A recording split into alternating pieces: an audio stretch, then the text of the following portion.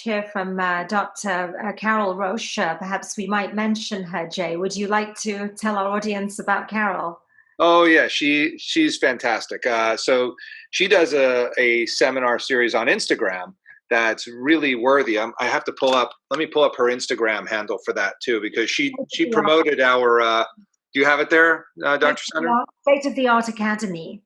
That's right. Okay, great. So it's at State of the Art Academy, and it's really great. And on the Instagram page, you can see her IGTV is fantastic because she has experts of experts talking about all different topics in aesthetic surgery and plastic surgery, and it's a really great resource for people that are thinking about procedures or thinking about who to go to even.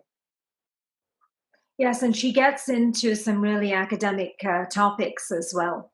And just for about injectables complications and the latest research papers that have come out. Yeah, no, she's fantastic. She's brilliant, and that is a great starting point for folks in terms of research.